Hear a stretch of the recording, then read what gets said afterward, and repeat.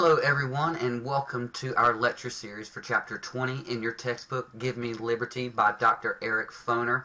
This chapter is entitled From Business Culture to Great Depression, the 20s, 1920 to 1932. This first section is entitled The Business of America. The focus question for this section is who benefited and who suffered in the new consumer society of the 1920s. Without a doubt, the 1920s was an unprecedented decade of prosperity. Known to the popular imagination as the Roaring Twenties, it was a period of profound economic development fueled by technological innovation and can really be seen as the point where the United States transitioned fully into a mass consumer society that we would recognize today.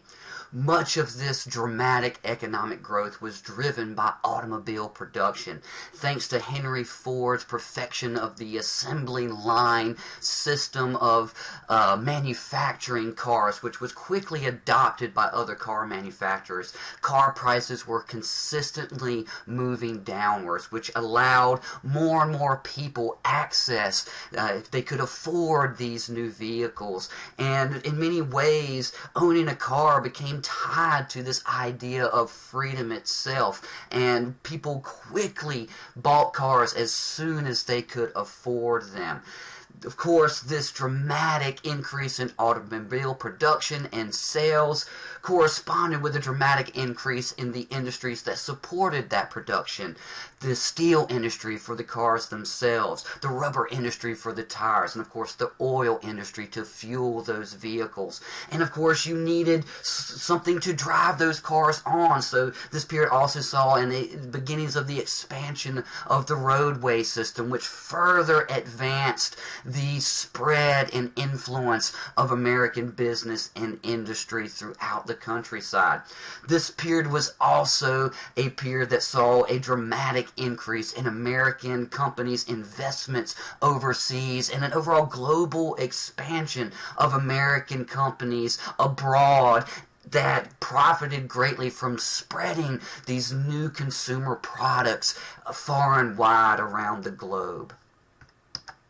Much of the technological innovation in this period was targeted toward the consumer market, and this era saw a proliferation of new consumer goods, including household appliances, things like the refrigerator, the washing machine, the vacuum cleaner, these new labor-saving devices that made lives easier and more convenient, and more became tied with this notion of the good life and the American dream itself.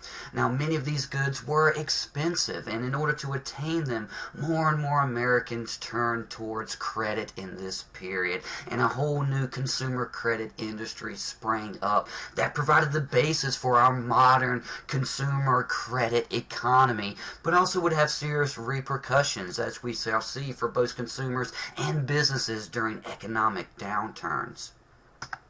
This access to the good life and this American dream in this period was more and more tied to access to leisure activities, and Americans exponentially increased their spending on such activities in this period. And much of it was fueled by the spread of the automobile and, of course, the roadways that facilitated their use, and whole new recreational industry sprang up to capture that consumer dollar as more and more Americans were able to get out and about and explore their world. Things like resorts, amusement parks, roadside attractions, and things of that nature. All in all, this new higher standard of living, the good life, became more and more to be considered central to Americans' concept of freedom itself. Of course, there were limits to the prosperity of this period, and much like the Gilded Age before it, not all was as rosy in the 1920s as it may have appeared on the surface. There were still profound economic imbalances between the haves and the have-nots, the upper and lower classes, and this was especially true in rural areas. Not all Americans could attain access to the new consumer economy and the good life that came with it. And a majority of families still had no savings, and up to 40% remained in poverty. This was especially true for many American farmers in this period. At the end of World War I, the global demand for American farm products, especially in Europe, decreased dramatically. As a result, the prices for those farm products decreased correspondingly. And as a result of that, farm incomes generally declined across the board, and many American farms faced foreclosure. Coupled with that, the increased mechanization of farming decreased small farmers' abilities to compete with large commercial farms, further reducing their ability to make ends meet. The image of American business and American businessmen had taken quite a negative hit during the Gilded Age and the Progressive Era, particularly over the general chagrin and ire over the monopolistic business practices of men like John D. Rockefeller and Andrew Carnegie. During the 1920s, business leaders made it their mission to alter this negative perception of American business, and whole new public relations firms sprang up that utilized the techniques of the propaganda industry that worked so well to changing Americans' perceptions during World War I to the task of altering Americans' perceptions about American business. And they succeeded quite well in doing that during this period. And more Americans came to see American business at home and abroad in a more positive light. This was supported by the rising price of stocks during the 1920s, which attracted more and more investors, including more and more middle-class investors that were trying to access that good life and the American dream. As the perception of American business in general was moving in a more positive direction in the 1920s, the perception of American labor organizations and unions was moving in the exact opposite direction in this period. Much of this was due to labor's increasing association with socialism and communism, which had become anathema to American politics after World War I, as we discussed in the previous lecture series. However, the demands of labor organizers and unions were not completely ignored in this period, and in fact, many of them were adopted into this new idea that many American business leaders adopted, known as welfare capitalism, which can be defined as a more socially conscious kind of business leadership.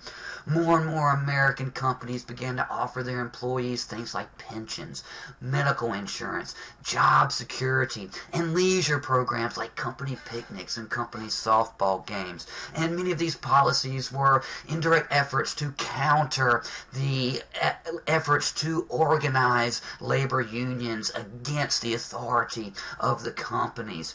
Employers in general embraced the American plan and insisted that prosperity came from granting freedom of action to businesses. There was a revival of this idea of freedom associated with the notion of liberty of contract that had been so prevalent during the Gilded Age.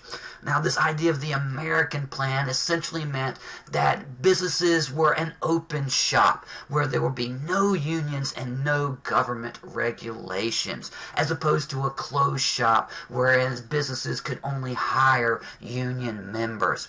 As a result of all of these phenomena, unions declined exponentially and lost members left and right throughout the 20s.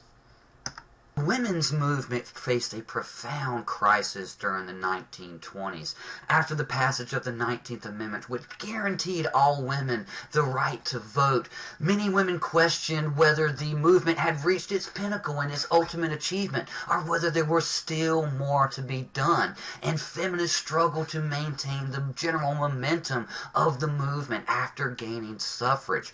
But new questions began to arise. Should women be a protected group, or should they be seen and treated legally the exact same as men?